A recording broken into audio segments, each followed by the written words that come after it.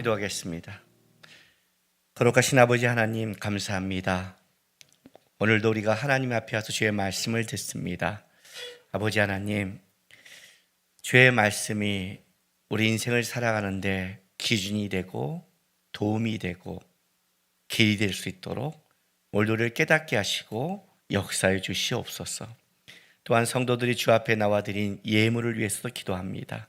하나님 기쁘게 받아주시고 여전히 세상 속에 땀 흘려 살아야 되는 우리의 수고가 있는데 하나님 결실을 맺을 수 있도록, 하나님의 도움과 은혜를 맛볼 수 있도록 역사해 주시고 함께하여 주시옵소서. 감사하며 예수님의 이름으로 기도했습니다. 아멘. 하나님의 말씀 보겠습니다. 요한복음 13장 31절에서 35절 말씀입니다.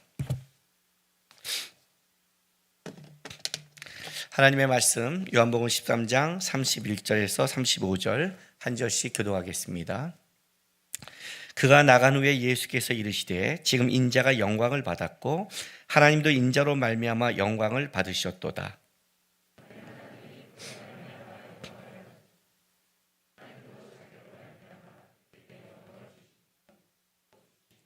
작은 자들아, 내가 아직 잠시 너희와 함께 있겠노라. 너희가 나를 찾을 것이나 일찍이 내가 유대인들에게 너희는 내가 가는 곳을 올 수 없다고 말한 것과 같이 지금 너희에게도 이르노라.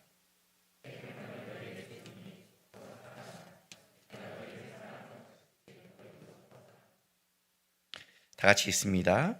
너희가 서로 사랑하면 이로써 모든 사람이 너희가 내 제자인 줄 알리라. 아멘. 예수님께서 십자가를 지시전에 이제 마지막 만찬인 유월절의 만찬이 끝나가는 장면입니다.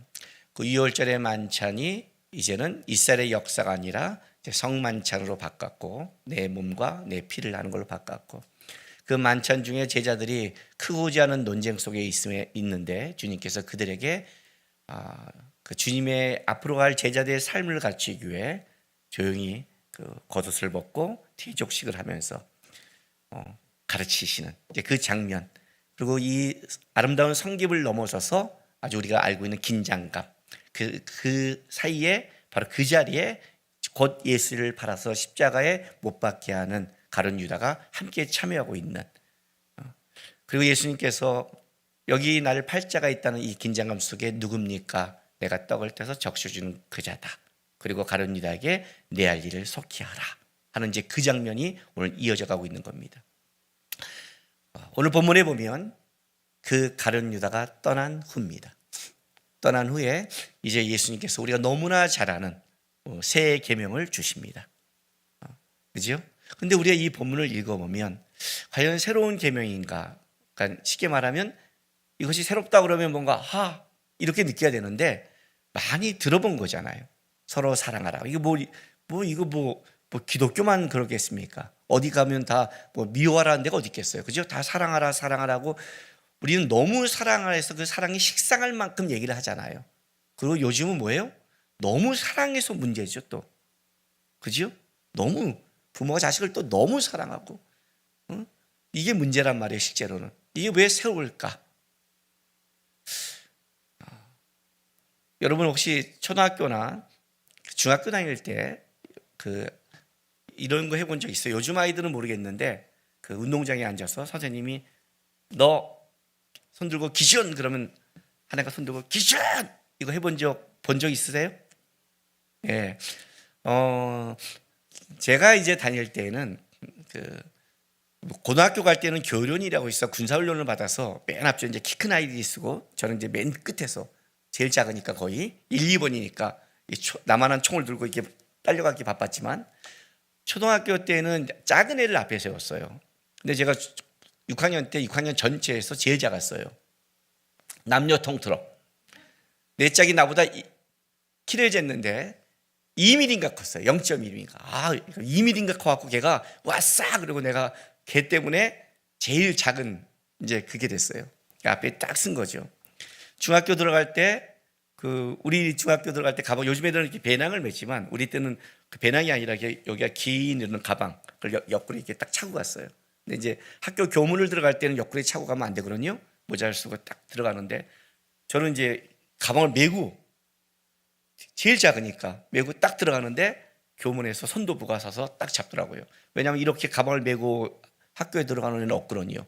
중고등학교 같이 있는데 고등학생부터 선도부가 있는데 중학생이 신입생이 그렇게 들어오니까 저를 부르더라고요. 이리 와! 탁 세우고 차렷! 그래서 차례를 딱 했더니 가방이 땅에 탁 닿는 거예요. 그래서 선도부장이 딱 보자마자 가방이 탁 닿는 순간 너 가방이 땅에 닿니? 네. 가방을 메고 선도부를 중학교 1학년 1학기에 들어간 사람은 저밖에 없었어요. 그래서 전교에 소문이 났어요. 그리고 선도부의 제 별명이 마스코트였어요. 여태까지 이렇게 작은 애가 들어온 적이 없죠. 교복을 사러 가서 교복이 안 맞아 기성복을 맞힌 사람. 그러니까 어떻게 돼요? 선생님이 뭘 기준을 할 때 저한테 많이 시켰어요. 제일 작은 애가 앞에 있으니까 김남국 기준. 그래서 저는 기준을 되게 많이 했어요. 초등학교 때부터 학교와 줄이 제 중심으로 돌아갔어요. 왜냐하면 그 기준을 잡은 사람이 중심이 되잖아요. 그 사람 중심으로 양팔 간격 그럼 양팔이 가고 한팔 간격 그러면 한팔로 가는 거잖아요. 저는 딱 서 있으면 되는 거예요. 난 이러고 서 있으면 되는 거고. 기준이 왜 이렇게 중요할까요?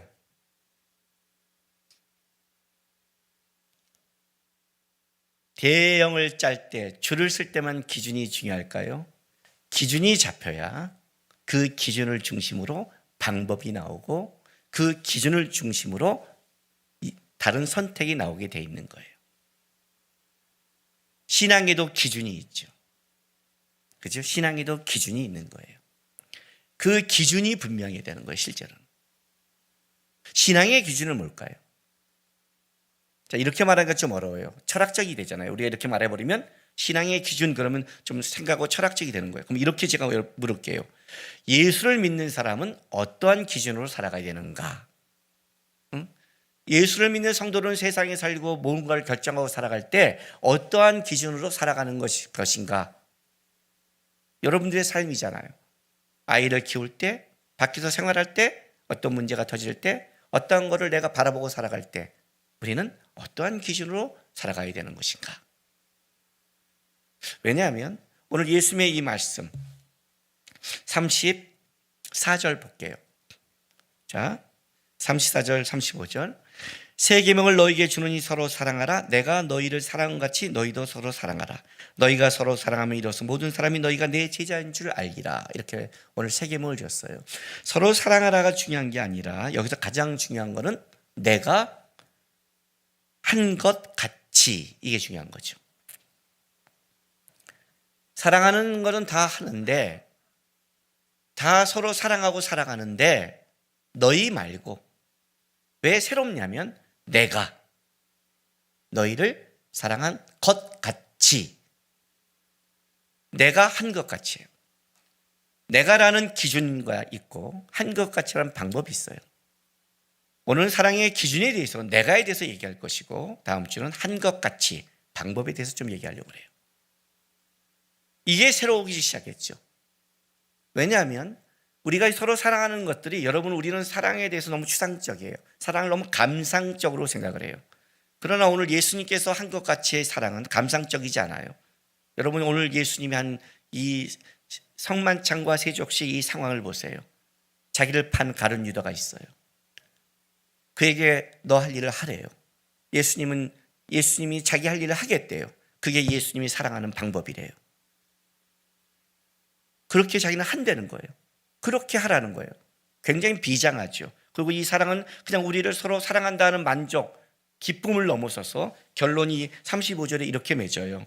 너희가 서로 사랑하면, 내가 한 것 같이 하면 뭐가 증명되냐면 이로써 모든 사람이 너희가 내 제자인 줄 알리라는 것이 증명되는 거예요. 그러니까 그 사랑은 그냥 우리끼리 좋고 우리끼리 행복한 게 아니라 그 사랑을 통해서 뭐가 증명돼야 되냐면 쟤네들은 예수의 사람이다가 증명되는 거죠. 그래서 내가 한 것 같이가 중요한 거예요. 내가 기준점을 분명히 해줬죠. 자, 예수를 내가 믿는다. 1. 예수. 2.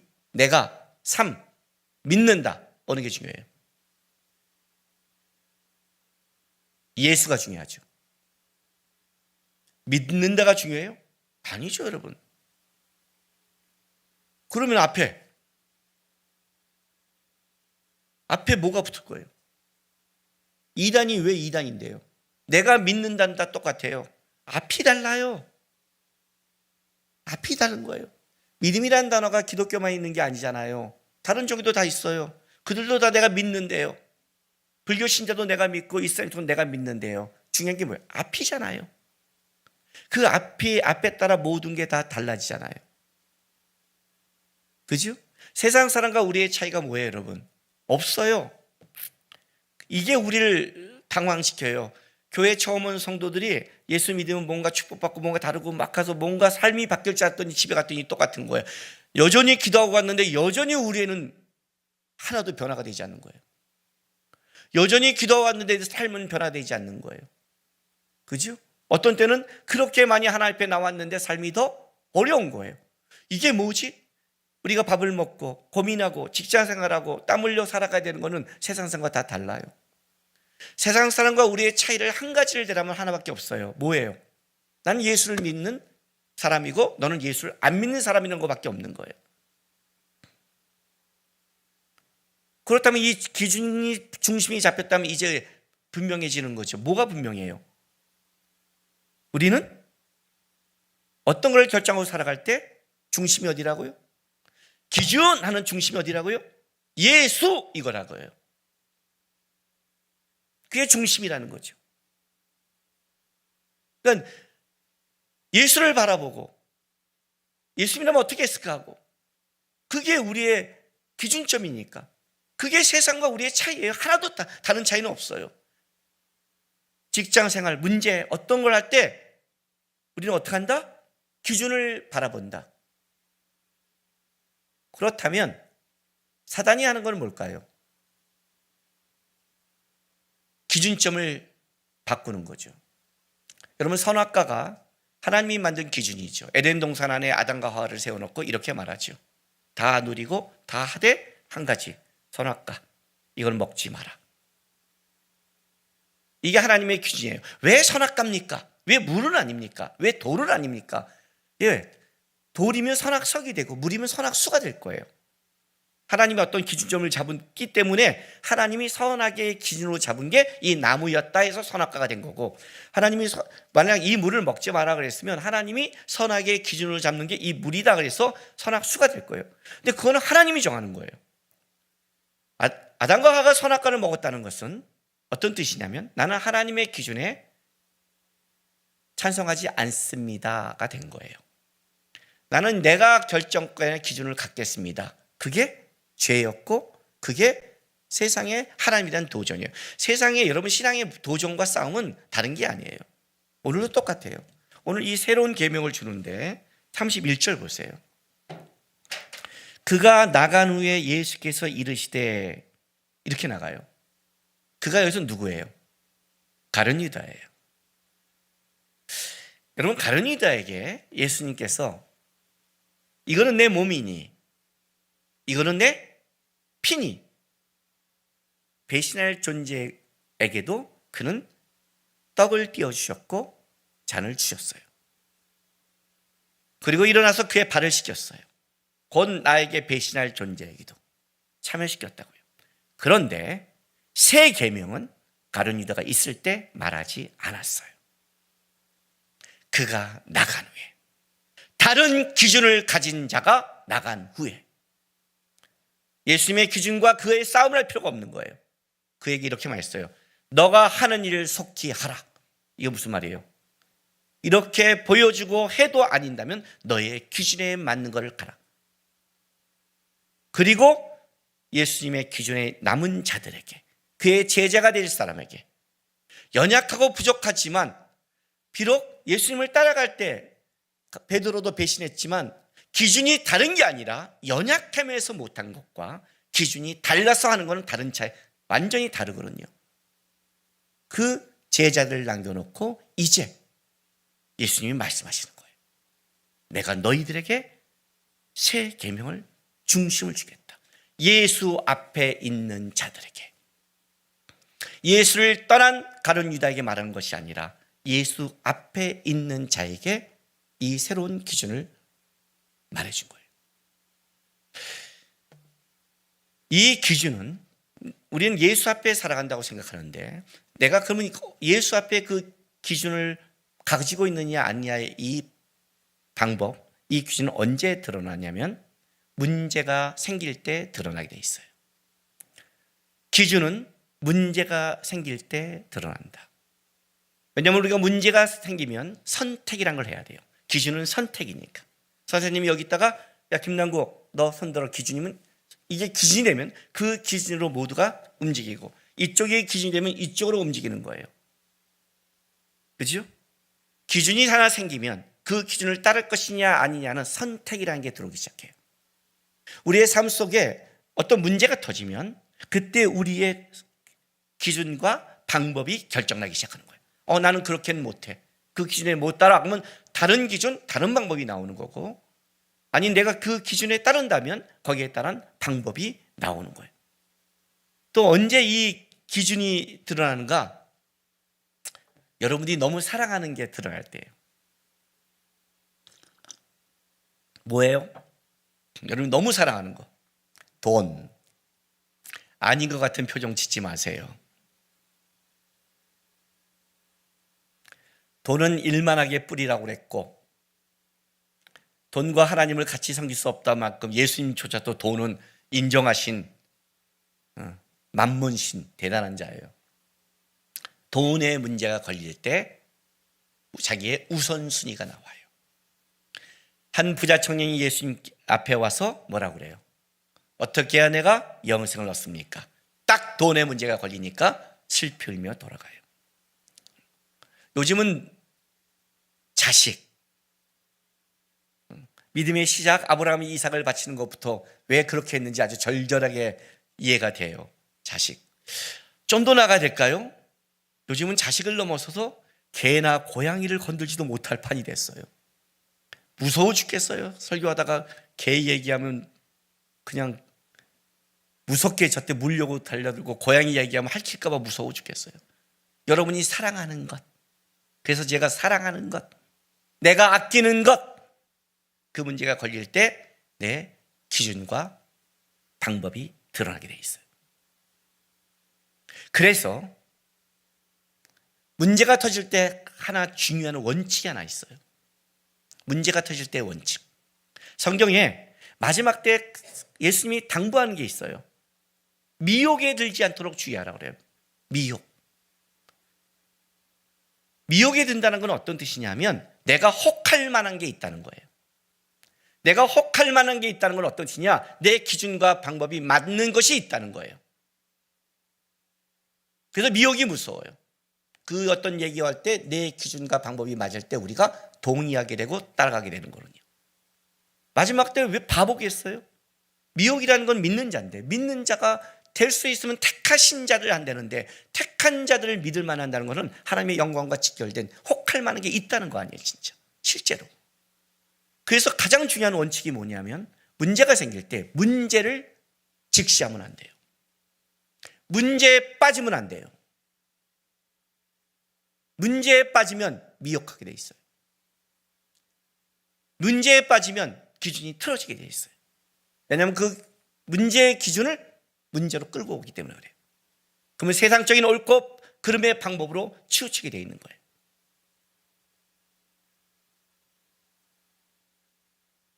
성경의 방법은 뭘까요?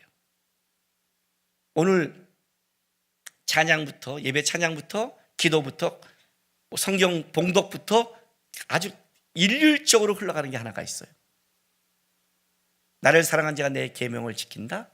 다 예수로 다 직결되는 거예요. 문제가 터질 때 가장 중요한 거는 기준점을 제대로 보는 거예요. 예수를 바라봐라. 예수를 생각하라. 이 말의 의미를 여러분 그냥 예수님 보고 난 한 거야 라고 하는데 실제 그렇지 않아요. 왜냐하면 예수를 바라보면 나오는 행동이 있어요. 기준점이 있으면 거기에 맞는 행동이 나오듯이, 기준점이 분명하면 거기에 대해 그 중심에 나오듯이 나오는 행동과 태도와 자세가 있는 거예요. 그걸 갖고 분별을 하는 거예요. 자, 우리가 성경에 이해하지 못하는 그 싫은 본문, 에베소 5장 한번 찾아볼게요. 신약성경 315쪽. 먼저 1, 2절. 5장 1, 2절. 그러므로 사랑을 받는 자녀같이 너희는 하나님을 본받는 자가 되고, 본받으라고 그러죠. 그리스도께서 너희를 사랑하신 것 같이 너희도 사랑 가운데 행하라. 그는 우리를 위하여 자신을 버리사 향기로운 제물과 희생 제물로 하나님께 드리셨느니라. 오늘 이 세 명과 딱 일치하는 거예요. 내가 너희를 사랑한 것 같이 서로 사랑하라. 서로 사랑하는데 너희가 오는 사랑 말고, 너희끼리 좋아하는, 너희끼리 통하는 그런 사랑 말고 내가 한 것 같이, 그죠? 본받는 자가 되고. 어떻게 하라? 그리스도께서 너희를 사랑한 것 같이. 이게 지금 세계명과 똑같이 통하는 거예요. 근데 이걸 쭉 얘기하면서 보세요. 실제적 생활편에 들어가서 22절 보세요. 자, 21절. 그리스도를 경외로 피차 복종하라 하면서 아내와 남편, 22절, 아내들이여 자기 남편에게 복종하기를 주께 하듯 하라. 자, 6장 1절. 자녀들아 주 안에서 너희 부모에게 순종하라. 이것이 옳으니라. 6장 5절. 종들아 두려워하고 설떨며 성실한 마음으로 육체의 상전에게 순종하기를 그리스도에게 하듯 하라. 이 편에 지금 제가 안 읽은 게 있어요. 어느 쪽 안 읽었죠? 남편들이 행할 것, 그죠? 부모가 행할 것, 상전이 할 건 제가 안 읽었어요. 그건 뒷부분에 있으니까. 이게 좀 기분이 나빠요. 아내들이 항상 기분 나빠요. 그 뒤에 남편들이 할 25절의 말씀은 사실 굉장하게 더 힘든 거예요. 아내 사랑이를 그리스도가 교회에 사랑하듯 하라는데, 여러분, 교회가 한 짓을 아세요? 교회가 한 짓을 아세요? 이거는 진짜 전폭적인 사랑이에요. 어떤 짓, 이거는 굉장히 어려운 거예요. 그 뒤에 부모들아 자녀를 노엽게 하지 말라. 우리 알잖아요, 그거. 이게 얼마나 어려운 건지. 노엽게 할 짓을 해놓고 뒤가 만만치 않아요? 근데 성경은 항상 원칙이 있는데 순종하라, 복종하라를 먼저 앞에 세워요. 그리고 이제 뒤에 사랑하라를 뒤에 붙여요. 왜 이런 식의 방법을 썼냐는 거죠. 왜냐하면 이거는 신앙의 태도와 지성을 가질 때 하나님과 우리의 자세를 가지는 거예요.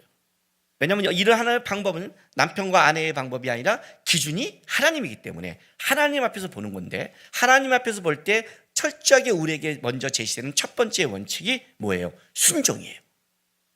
왜? 순종이라는 이런 뜻을 갖고 있어요. 너가 주권자가 아니다.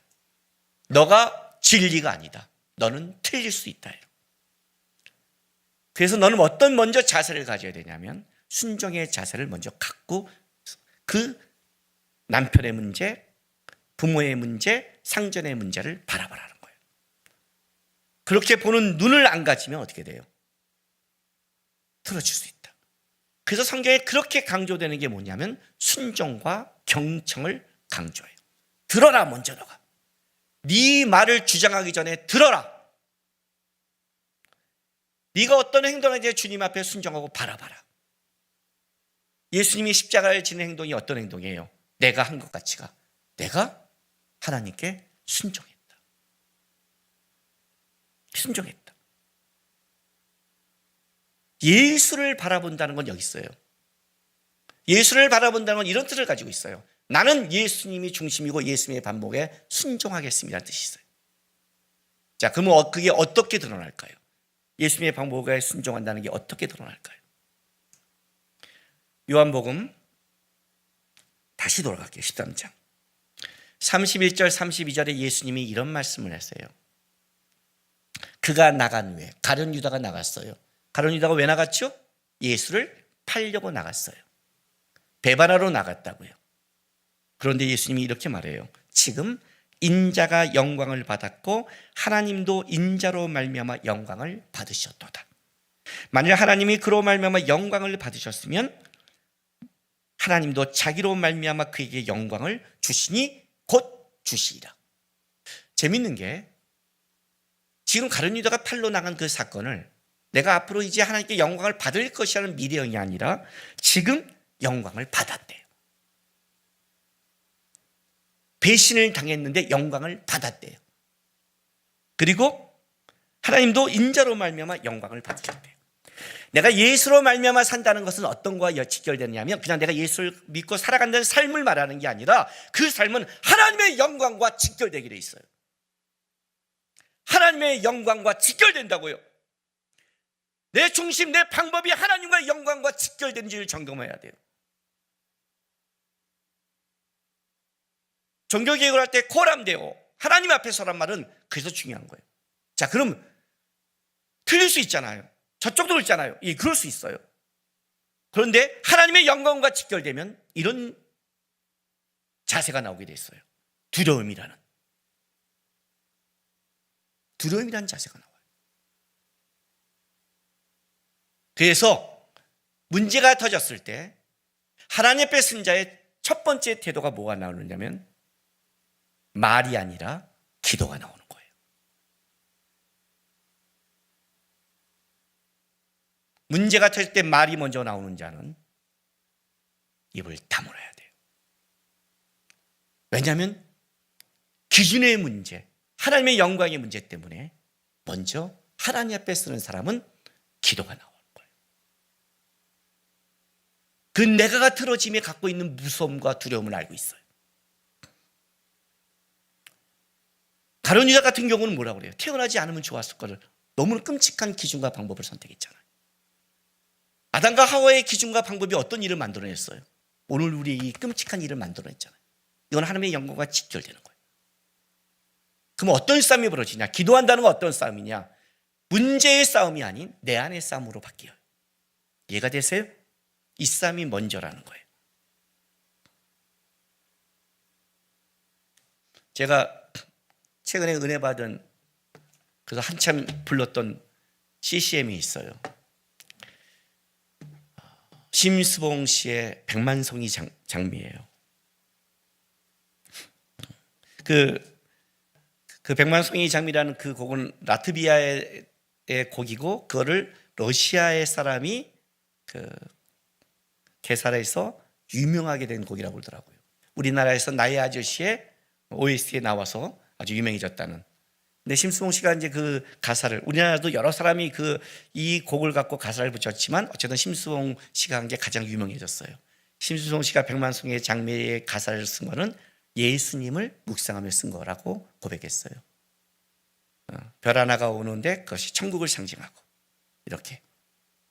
근데 거기 이제 가사에 이런 게 나와요.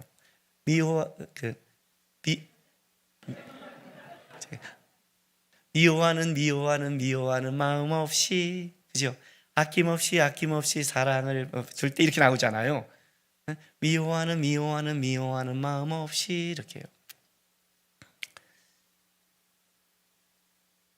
입에 미워하는 마음 없이 그럼 어떻게 돼요? 그럼 뭘로 넘어가야 돼요? 아낌없이 근데 아낌없이 자신이 없는 거예요. 그러니까 계속 미워하는 마음 없이 하다가 어느 날 미움이 심해져. 그럼 어떻게 된 줄 알아요? 미워하는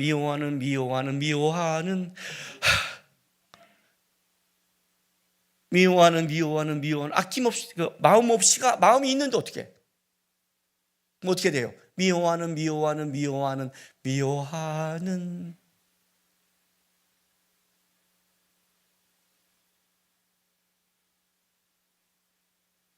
그렇게 주님 앞에 서라고요.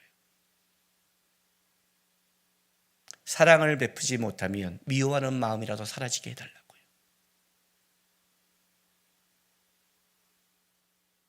신앙을 추상으로 갖지 마세요. 사랑해야 되는 거 아니야? 그 말을 하는 사람은 벌써 자격을 잃었어요. 벌써 사랑하지 않고 그따위 말 했잖아요. 너나 사랑하세요 이렇게 말해줘야 돼요. 그죠?